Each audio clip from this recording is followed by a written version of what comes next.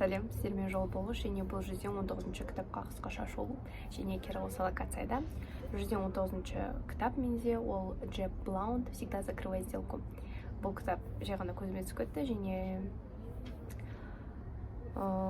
сату ол тек қана сатушыларға керек емес нәрсе, жай ғана сату білген ол жақсы, өйткені адам кез келген ситуацияда өзін-өзі сатады деген сияқты. Метафора ретінде адам өзін-өзі сатады, яғни өзін-өзі таныстырады, презентациялайды, жаңа адамдармен танысқан кезде де өзін-өзі жақсы жағынан сатқандай болады. Бұл кітапта сол туралы айтылған. Мысалы, ең басында айтады, бұл кітап тек сатушыларға керек емес, өйткені шынымен де тіпті жігіт пен қыз кездескенде әркім өзін-өзі жақсы жағынан көрсеткісі келеді. Бұл да сатудың бір приемдарына жатады.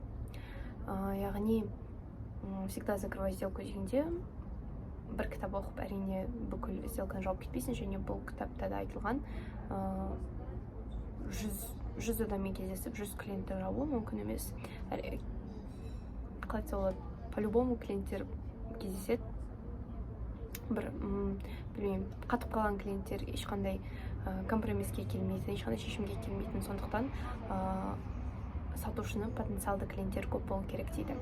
Бірінші ол лайфхак десе болады, өйткені егер адам сатушының потенциалды клиенттері көп болса, онда ол оңай жеңіл сатады, өйткені ол өзіне өзі сенімді. Егер бұл клиентпен сделканы жаппасам, менде басқа клиенттер бар, солармен сөйлесем, соларды жабам деген сеніммен ол осы адаммен сөйлеседі. Ал сол сөйлескенде ол өз-өзіне сенімді, қалай айтса болады, көңіл күйде жақсы болады. Егер бұл соңғы клиенті болса, жалғыз клиенті болса, онда әрине бүйтіп ұстайды, алақанда бүйтіп ұстағандықтан оған бүкіл жағдайын жасап береді. Ал клиент оны керісінше бұл мені алдап кеткісі келіп тұр ма, тағы бірдеме ма деп есептеуі мүмкін де, және олардың қалай айтса болады, бұндай сделканы жабу ықтималдылығы өте төмен. Сондықтан алдымен әрбір сатушының потенциалды клиенттері көп болу керек. Сонда ғана сатушы өзін-өзі еркін сезінеді. Ал еркін өзін осындай переговорға келгенде үстел деп айтады. Ол қалай айтса болады, автор айтады, тура мағынада үстел емес, жай ғана тіпті қазіргі таңда мысалы Instagram, WhatsApp тағы бір жерде сөйлесу, ол да мысалы WhatsApp сіздің переписка сол үстел болып саналады. Және сол үстелдің үстінде отырған кезде сатушы өзін еркін сезіну үшін оның басқа да варианттары, яғни клиенттері болу керек. Егер басқа вариант жоқ болса, бұл жалғыз клиент болса, онда әрине ол клиент өзін биік санайды. Клиент және кез келген уақытта өзін биік санайды. Өйткені шынымен де ойлап қарасаңыздар, егер сіз өзіңіз клиент ретінде болсаңыз, сізде таңдау көп. Кез келген сатушыға барып, сізде ақша бар, сізге бір зат керек, және сіз кез келген сатушыға барып, сол зат сатып аласыз. Сонда сіз таңдап жүресіз, сізде таңдау бар, яғни власть сіздің қолыңызда деген сияқты. Ал сатушы сол власть клиенттің қолында екенін сездіртпеу керек қой. Қысқаша айтқанда, барынша екеуміз тең дегендей позициядан сөйлесу керек, және сделканы жабу керек. Міне, және тағы бір есімде қалған нәрсе, ол клиентпен сөйлесіп жатқан кезде тыныштық ең керемет нәрсе.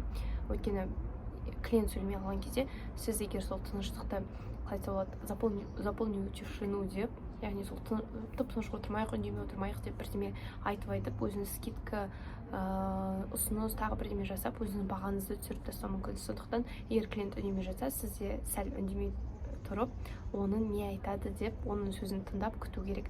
Сол кезде мүмкін ол я деп қалар сіздің бірінші бағаңызға. Ал көбінесе сатушылардың қателігі дейді бұл автор. Ол мысалы клиент үндемей тұрған кезде ол дейтін жоқ те айтайын деп жатыр дейді, оған скидка жасайды. Сосын клиент оны түсінеді де, тағы үндемей тұрады, сөйтіп скидкамен сатушы жеңіледі десе болады. Және өмірде әрине қолдануға болады, бірақ егер сіз әрқашан жеңіске жеткіңіз келсе, өйткені бұл өте қалай айтса, тонкая грань, жеңіске жету керек. Клиент пен сатушы екеуінің біреуі жеңіске жетеді, не клиент, не сатушы. Бірақ сонда да егер сатушы мен клиент арасында жақсы байланыс болса, екеуі жақсы сөйлесіп, жақсы достық қарым-қатынас орнаса, онда келесіде бұл клиент бұл сатушыға қайта келе береді. Сондықтан сделканы жеңу керек, жабу керек, бірақ адаммен қарым-қатынасты бұзбау керек дейді. Және әрқашан қалай айтса болады, эмоцияға берілмеу керек. холодная голова и трезвый ум дейді. Солай. Егер ұнаса, лайк басып, комментарий жазып кетіңіздер. Және 100 кітап 224 атты плейлистта басқа кітаптарға қысқаша шолу бар. Тіркеліп, қалай айтса болады, бұл кітапты оқуға кеңес беремін. Егер мен видеоларымнан кейін кітап оқитын болсаңыздар, онда бұл мен үшін өте керемет. Сау болыңыздар.